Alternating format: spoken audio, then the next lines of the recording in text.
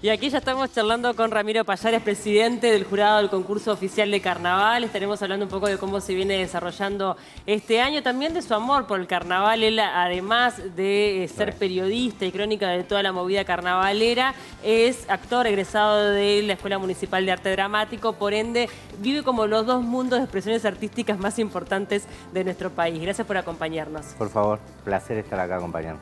Tu amor por el carnaval nace desde bien pequeño, ¿no? Bueno, sí, mi padre era periodista deportivo y de carnaval, o sea, las dos cuestiones populares, periodista escrito, trabajó toda su vida en el diario La Mañana y desde antes que yo naciera hacía la cobertura del concurso de carnaval. Después, cuando yo era chico, la Intendencia lo convocó para presidir el jurado, en un momento también en la apertura democrática, en donde hubo muchos cambios en lo reglamentario, en la transparencia de las cuestiones vinculadas a los resultados del concurso.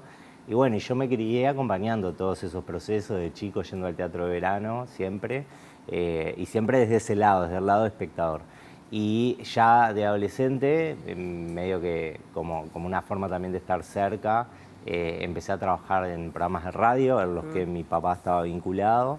Y bueno, y ahí empezó como todo un trayecto que bueno, después llevó también a otros caminos en paralelo, como el de la actuación en el mundo del teatro, que por ahora no se ha cruzado con el de carnaval. ¿Hay prejuicio del mundo del teatro es el carnaval? Yo creo que a esta altura ya no. Yo creo que en otras épocas sí lo hubo.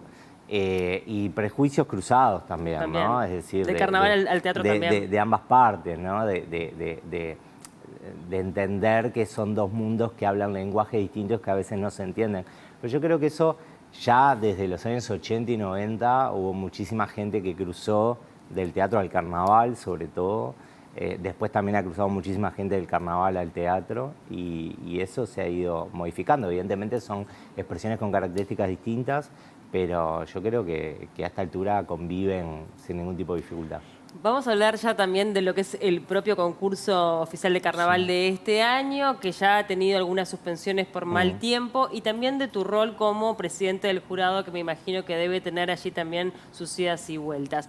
Se suspendieron estas fechas por mal tiempo y por el momento esto está generando un atraso de todo lo que es el desarrollo del concurso, ¿no?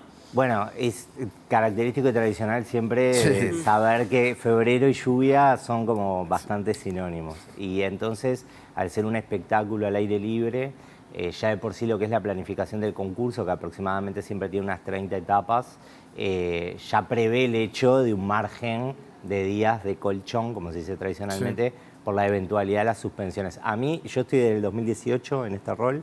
Me ha tocado carnavales con una sola suspensión, por ejemplo, 2018-2020, y un carnaval como el 2019 con 12 suspensiones, ¿no? Claro. Entonces, eso muchas veces hace muy difícil de sostener, sobre todo porque la dimensión del concurso es lo que marca la duración del carnaval.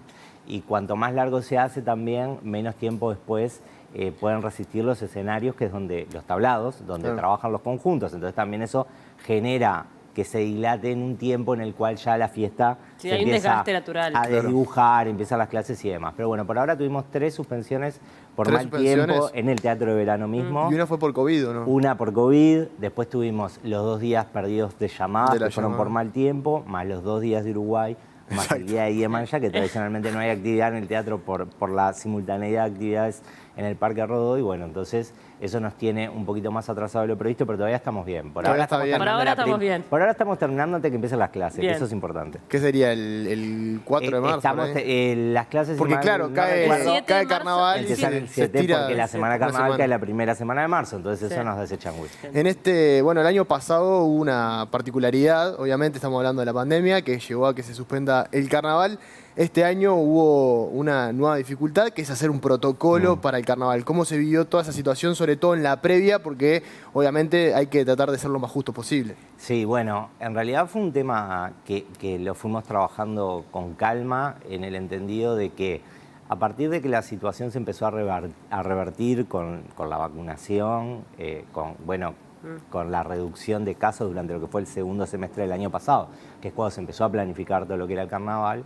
Evidentemente nosotros, en conjunto entre la parte departamental, que es la Intendencia, y DAECPU, que es la Asociación de los Conjuntos de los Directores, íbamos evaluando que, bueno, que iba a depender mucho del protocolo de acuerdo a la situación sanitaria que Claro. hubiera Exacto. para febrero, que evidentemente es mucho peor de lo que uno podía pensar quizás en noviembre, más allá de que también es mejor en el sentido de que se han flexibilizado mucho los protocolos del Ministerio de Salud Pública con relación al tema de las cuarentenas, de los testeos, de los plazos. Sí, sí. Eso ha facilitado mucho. También el hecho de que hoy tenemos protocolos como el que está vigente actualmente para el Teatro Verano, que habilitan un aforo del 100% con público vacunado. Entonces, en definitiva, eso facilita también un montón la realización del concurso. Pero de todos modos, el punto, más allá de los protocolos sanitarios generales para espectáculos públicos al aire libre, que son los vigentes, el protocolo en sí con relación a cómo eso afecta la dinámica del concurso, que es un torneo, una competencia, Claro. un concurso. Claro, con el que tema de tiene, las bajas. Exacto, características a las cuales hay un grupo de componentes inscriptos, solo pueden subir esos, no otros, hay una fecha asignada, etc. Bueno, entonces allí se desarrolló un protocolo que se desarrolló la semana previa al inicio del concurso, en donde se establecieron condiciones a las cuales se flexibilizan las condiciones reglamentarias para que los conjuntos puedan participar si son afectados por casos de COVID. Esto disparó dos mecanismos.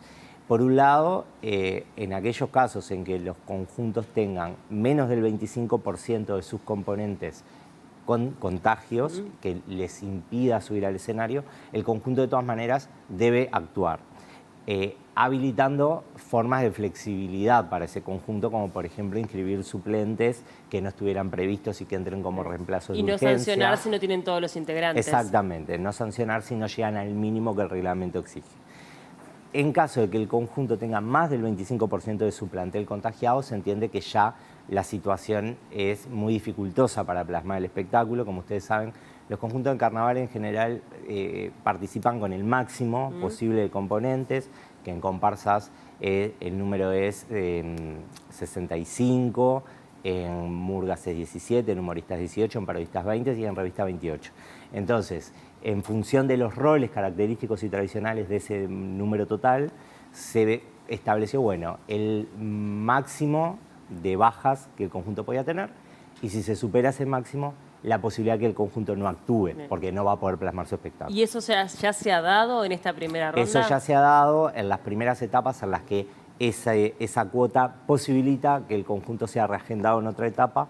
Se dio con 5 conjuntos que fueron reagendados porque fueron certificados por el equipo liderado por Jorge Lombardo, que trabaja para DAECPU en la supervisión, el monitoreo, el diagnóstico de cada uno de los casos.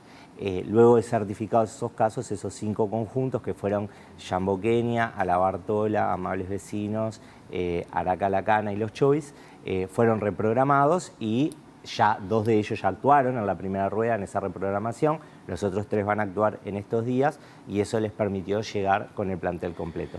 En caso de que en lo que queda de la primera rueda a un conjunto le suceda lo mismo, como no tenemos margen para reprogramar, ese conjunto puede optar por subir en las condiciones que esté o por no subir y no quedar descalificado, actuar solamente en la segunda rueda y duplicar ese puntaje para cubrir la faltante de la primera, que no es una situación ideal, pero por lo menos le da la chance de seguir en carrera. Ramiro, ¿y este protocolo no deja en desventaja a aquellas murgas, quizás murgas o conjuntos más chicos en donde tienen capaz más dificultad para conseguir a un suplente, prepararlo? Porque obviamente uno puede ser suplente, pero hay que prepararse para subir al escenario. ¿No se genera una desventaja allí? A ver, los conjuntos tienen la posibilidad siempre de inscribir un número de componentes ilimitado, exceptuando las comparsas que lo tienen limitado en 15.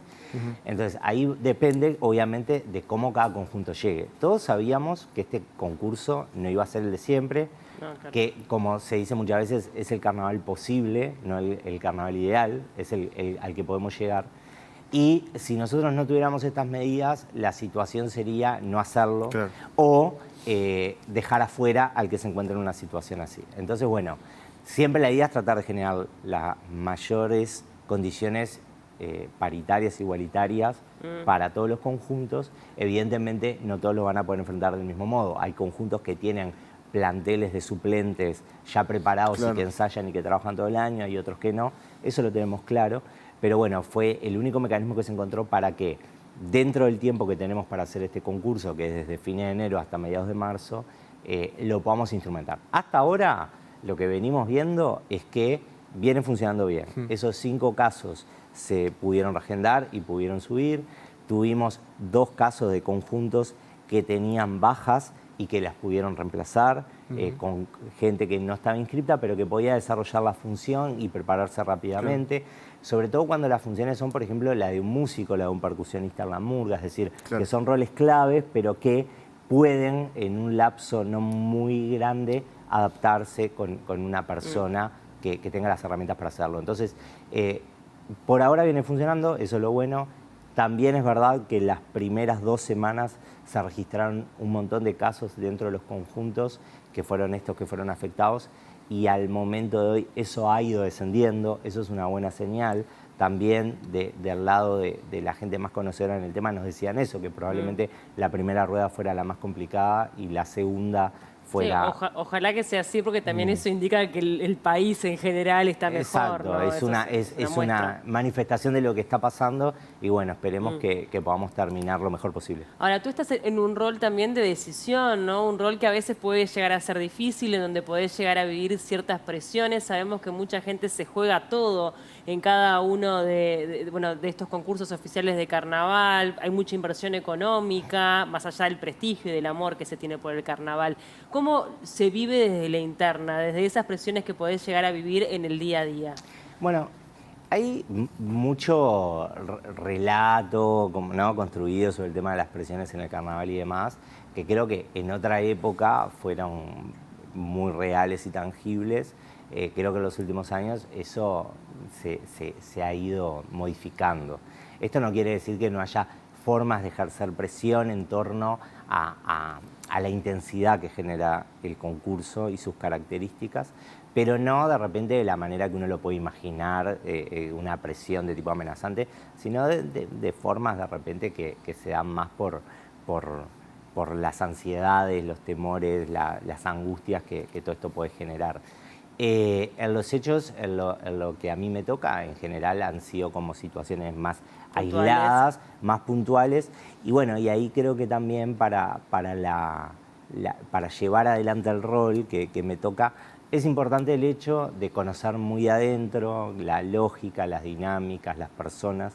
En ese sentido, el hecho de que yo me haya criado medio que en el entorno, desde el teatro de verano hasta trabajando en medios de comunicación vinculados al carnaval, me facilita un poco más. Te da como una garantía ahí. La garantía de que también la gente más o menos a uno lo conoce y hay como un respeto y una cordialidad en términos generales. Es decir, eso no quiere decir que en algunos casos de repente alguien se pueda haber pasado de intensidad en cuanto a sus expectativas y a lo que termina sucediendo.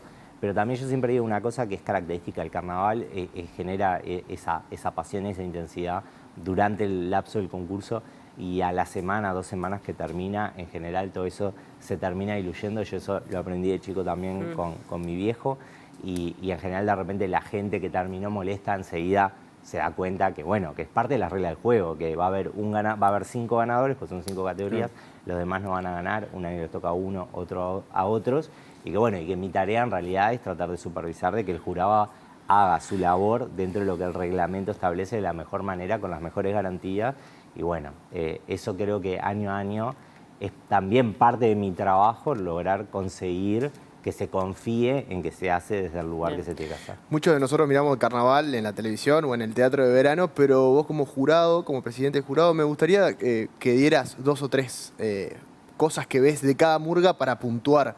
¿En qué te basás vos para hacer los puntajes? Bueno, en mi caso yo no puntúo porque el rol de presidente es el de coordinar, unificar criterios para quienes puntúan, es el de, bueno, el de establecer la aplicación, la implementación del reglamento, las sanciones cuando corresponden, los protocolos cuando corresponden, la suspensión por mal tiempo, es decir, es como más un trabajo de supervisión, de coordinación y de control. Claro. De todas maneras, sí es parte de mi trabajo el establecer y unificar con el conjunto de jurados a los distintos rubros la unidad de criterios con los cuales ellos tienen que trabajar. El reglamento del carnaval, que es una resolución departamental, que cualquiera lo puede buscar en la web de la Intendencia, en el ítem de resoluciones, buscando reglamento concurso oficial de carnaval 2022 para leerlo. es interesante porque muchas veces vemos los Sí, espectáculos y el concurso y demás y no sabemos bien cómo es que funciona, ahí está todo explicado. Establece ya de por sí un sistema que es bastante sencillo en el entendido de que todos los jurados en cada uno de los subrubros técnicos que califican, que son voces y arreglos corales y musicalidad en el rubro 1, textos e interpretación en el 2, puesta en escena de acción escénica en el 3, coreografía y bailes en el 4, vestuario y maquillaje en el 5, y a la vez cada uno de esos jurados también tiene un puntaje para la globalidad del espectáculo, que se llama visión global del espectáculo, que es una opinión sobre el producto total. Tienen una escala de puntaje, Sí. que en las categorías es de 1 a 15 en las 2 primeras ruedas, de 1 a 20 en la tercera, y en murgas de 1 a 20 en las 2 primeras y 1 a 25 en la tercera. Y bueno, y sobre esa escala de puntajes ellos tienen que hacer una valoración conceptual para llegar a una lista de prelación. Entonces, el criterio general es usarlo, Claro. otorgándole un valor conceptual a los puntajes, que eso es lo que se unifica como criterio inicialmente, ¿no? Que es como decir, bueno, si tengo 1 a 15, el 15 es excelente, el 6 o el 7 es el apenas aceptable, como en una escala de valoración Es académica, inicial, claro. ¿no? Y a partir de ahí ellos tienen que hacer un orden de méritos en función de lo que el reglamento establece que son los rubros y las categorías, ¿tá? Entonces ellos ahí tienen que acordar, sí, eso es lo que hacemos nosotros, respetar esos criterios de valoración conceptual, luego bajados a cada uno de los ítems que se evalúa, porque después el reglamento establece para cada uno de esos subrubros una ponderación de acuerdo a la importancia que se entiende que tiene en cada categoría, y eso hace una multiplicación que el sistema informático lo hace automáticamente, no lo tiene que hacer el jurado, y que luego la noche de los fallos es cuando decimos jurado tanto 15 por 2, 30, quiere decir que ese puntaje el jurado otorgó 15, pero en ese rubro el reglamento dice que valen doble esos puntos, por lo tanto tiene un 30. O sea, está todo como muy armado también como para que sea lo más justo posible. Exacto. Antes de despedirte, quiero también preguntarte por una situación que se viene arrastrando desde hace ya algunos años que tiene que ver con denuncias de mujeres sobre algunos casos de abuso dentro del mundo del carnaval. ¿Cómo lo ves vos como presidente del concurso oficial de carnaval y cómo es que están trabajando? Sé que hay algunos puestos también violetas que están por allí en cada uno de los tablados, pero bueno, ¿cómo es la interacción y el trabajo que se hace en el día a día? Bueno, acá hay un trabajo que lo desarrolla la Intendencia de Montevideo fundamentalmente a través de la División Asesoría para la Igualdad de Género y el Departamento de Cultura en conjunto con las organizaciones feministas vinculadas al carnaval, que es lo que se llama el Punto Violeta, Exacto. que fue la primera medida de respuesta que la Intendencia desarrolló en ese diálogo con estas organizaciones a partir del surgimiento de estas denuncias, de la visibilización masiva que supusieron también y que generaron evidentemente una puesta en tela de juicio de un montón de cosas. ¿Te sorprendieron las denuncias? Bueno, a ver, es como todo. A mí me parece que las prácticas propias de la cultura machista, en cierto punto, todos, como parte de una sociedad que es machista, las tenemos internalizadas, aceptadas, normalizadas, naturalizadas, y podemos saber que muchas de esas cosas pasan, pero bueno, están ahí, no se exponen, no están a la vista. En el mundo del carnaval, además, en general las que tienen que ver con la violencia referían más también a los ámbitos de socialización en sí, en el entorno de los conjuntos, más allá que hay otras cosas que sí son muy visibles y están arriba de la mesa hace mucho tiempo, que tiene que ver con los roles, con la participación y con la exclusión de las mujeres en determinados ámbitos, propios también de esa tradición que proviene de una cultura patriarcal. Entonces, en realidad hay una parte que nos sorprende, hay una parte que impacta de repente por la sistematicidad de ciertas prácticas. En ese trabajo, con relación al tema de los puntos violetas, se está dando una señal en el sentido de ofrecer espacios en los lugares vinculados al carnaval, porque el punto violeta está en el Teatro de Verano ahora, pero también estuvo en Murgas Joven, en Carnaval de las Promesas, en la preadmisión. Se está haciendo desde las organizaciones que están organizando el punto violeta intervenciones en los escenarios populares, y la idea es llevar información, informar sobre la situación, informar sobre los temas vinculados a la violencia basada en género, ofrecer también un servicio especializado, ofrecer una escucha, una primera instancia de contención y de derivación. Entonces creo que es una situación que con esta medida que pongo como ejemplo de lo que está sucediendo hoy en el Teatro Verano, logró poner arriba de la mesa, visibilizar, que se pongan recursos, que se tomen medidas, pero creo que son un puntapié, un inicio de un montón de cosas que siguen interpelando no solo al carnaval, a la sociedad en su conjunto, a muchos otros espacios de la cultura también, porque si bien Carnaval, por su carácter masivo, adquirió una visibilidad mayor, no fue el único ámbito de la cultura. Sí, hubo en el teatro también denuncias. Exactamente. Entonces, bueno, es un elemento que a mí me parece que interpela y que promueve por lo menos la reflexión, la discusión y bueno, y el cambio de muchas conductas. Hay que seguir trabajando, ¿no? Sí, Es un camino totalmente, largo. sin duda. Ramiro Pallares, muchísimas gracias por tu tiempo. Sabemos que es un momento de mucho trabajo también para ti, así que valoramos mucho estos minutos que nos brindaste acá en el Living. Un gusto compartir con ustedes y a las órdenes. Muchas gracias.